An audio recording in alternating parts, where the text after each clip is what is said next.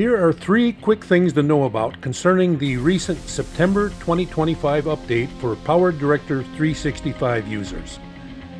Another minor update, ripple editing, and the secret volume level change. Good morning, good day, or good evening. Yes, folks, as predicted, on September 17th, 2025, CyberLink released a minor update for PowerDirector 365 users, bringing us up to version 0916.0. That update did not contain any new features that weren't already in the update that was released on September 10th, but instead probably contained some bug fixes of one nature or another. As usual, CyberLink never discloses exactly what was fixed. Now, in my most recent video about the last version update, I mentioned that I could not get the ripple editing feature to work. Well, I guess I was stupid after all, and I finally figured out how it is supposed to work. Now, follow along with me very briefly because some of you may like this feature. On my timeline, I have 3 video clips from the sample files and 1 title that I created. Now take special note of the location of the title in relation to the food image that is right underneath it. I have placed a clip marker on the food image to denote the starting point of the title. As you can tell by the presence of the special ripple editing icon just above the timeline on the far left side, that I must have ripple editing enabled in preferences. And based on the icon being blue in color, it is currently turned on. If I click it again, I could turn it off and on as I deem necessary. I'll leave it on for now. As I hover the mouse over it, it indicates it works for the removal or trimming of clips. Now let's test that out. Let's assume that I want the landscape image to appear only for 2 or 3 seconds instead of the default 5 seconds. I'll move the cursor to either the left or right side of this still image until I get that special looking cursor indicating the ability to trim the clip. I'll then left click and drag the cursor the appropriate distance to obtain approximately 2 seconds. When I released the mouse, what automatically happened was the same as the old manual choice of trim and move all clips. Now take a look at that title up on track 2 and notice that it is still in sync at the same timing over the image of the food. Everything worked perfectly. I'll hit Ctrl-Z to step back. Now next, I'm going to click once on the ripple edit icon to turn it off. And then I'm going to repeat the same process. I'll drag the right side of the clip towards the left to approximately 2 seconds in duration. When I release the mouse, this time all I end up with is a blank area in the middle of the track, and nothing was moved. But even with the ripple editing icon turned off, I did not get the usual 3 options of how I wanted the trim to affect the layout. However, I can click on the blank area to remove it, and that will end up moving all clips. Now, as near as I can figure this out, it happens this way because ripple editing remains enabled in preferences, but it is only temporarily turned off on the timeline as indicated by the icon. I'm going to hit Ctrl-Z twice to reset. Now next, I'm going to turn the ripple editing icon back on. Then I'm going to select everything on the timeline and move it all up from track 1 up to track 2. I'm going to attempt the same thing over again. Any guesses if it still works or not? Now here we go. I'll select that 1 clip, and I'm going to trim from the right side to approximately 2 seconds and then release. Whoa, it didn't automatically trim and move clips this time, even though the ripple editing icon was turned on. But it did leave the blank area, which I can click on to remove it, which will then force it to move all the clips in sync. Well, the reason it didn't work this time is that the automatic function only works when editing on track 1. And this time I was editing clips on track 2.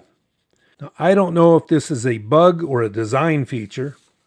Now, either way, I don't think it's a major problem because presumably the majority of your trimming and removal of clips will probably be occurring on track 1. Now, finally, I'm going to hit Control-Z twice to reset everything.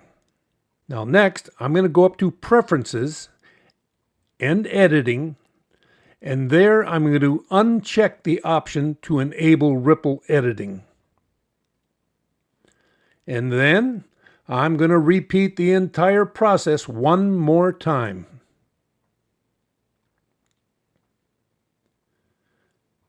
Only this time, when I release the mouse, I get the good old 3-choice option of how I want the trim effect to appear. If I select to move all clips, then it works just as if the ripple editing were enabled. And just so that everybody understands that second option to move clips, as opposed to move all clips, the phrase move clips really means clips on the current track only. Now, when I select that second option now, notice that the title above the food clip did not get moved because it is on a different track. In all of your future editing, there may be sometimes you want to trim or remove a clip without moving all clips. In that case, you can just temporarily turn off the icon, and that will result in a blank area appearing. Now, whether you opt to use ripple editing or not is your personal choice. I'm going to give it a try because sometimes I forget to select the option to move all clips, and then everything downstream gets out of sync for me. And finally, let's talk about that secret change to the volume level. Now, right now, I'm going to select everything on my timeline and delete it. Then I'm going to drag down any audio clip and drop it onto any track. I'm going to expand the height of that track just so we get a better view of the volume line. Now, if I hold the cursor directly over the volume line, do you notice anything different? There is one subtle change that you might have missed. I'll click on Edit, and under the Volume Tools, take a good look at the value numbers at the far right side. Do you notice any change from older versions of PowerDirector? The difference is that the numbers no longer register decibel or dB values, but rather an arbitrary starting number of 100, which can go all the way down to 0, meaning no volume, or all the way up to a maximum of 400. Now here's a screenshot of an older version showing the initial volume line indicating a value of plus 0.0. Now here's another screenshot showing the older volume tool with an initial value of 0.0 dB. Now compare those numbers with the current values of 100. To tell the truth, this little change didn't happen most recently in September. I think I first noticed it in version 0825, which was towards the end of August. Now, this change was never mentioned in CyberLink's What's New windows, never mentioned by any other creators on YouTube, and never mentioned on the CyberLink forums. I guess we'll just have to get used to it, even though the audio editor in PowerDirector still measures everything in decibels and not the arbitrary values from 0 to 400. Well, that's all I have for now. Thanks to everybody for watching. Be sure to click on subscribe if you haven't already done so, and click that bell icon so that you can receive a notification for every new video that I post. You never can tell, as the month isn't over yet, and CyberLink may have 1 or 2 new updates yet this month. Hold your breath. I'll see you next time.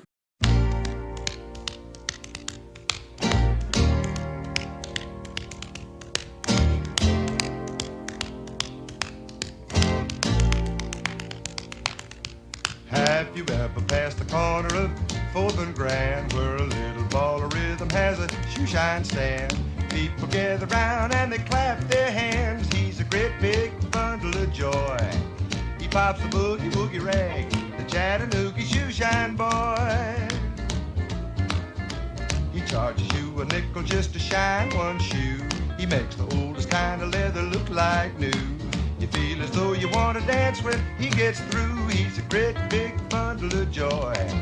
He pops the boogie woogie rag, the Chattanooga shoeshine boy.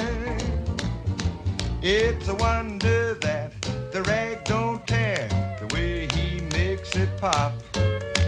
You ought to see him fan the air with his hoppity hibbity hibbity hoppity hoppity hibbity hop. He opens up a business when the clock strikes 9. He likes to get 'em early when they're feeling fine. Everybody gets a little rise and shine with a great big bundle of joy. He pops the boogie woogie rag, the Chattanooga shoeshine boy. Listen at him go.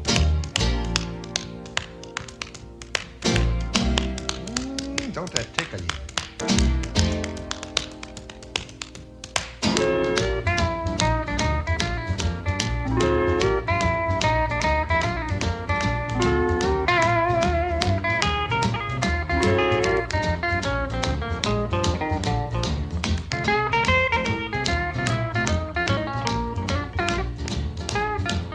It's a wonder that the rag don't tear, the way he makes it pop.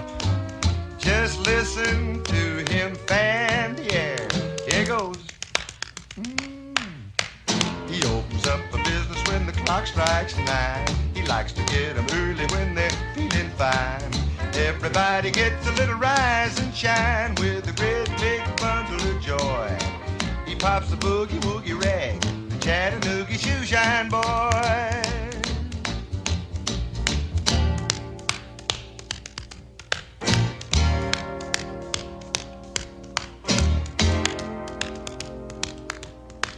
The Chattanooga shoeshine boy.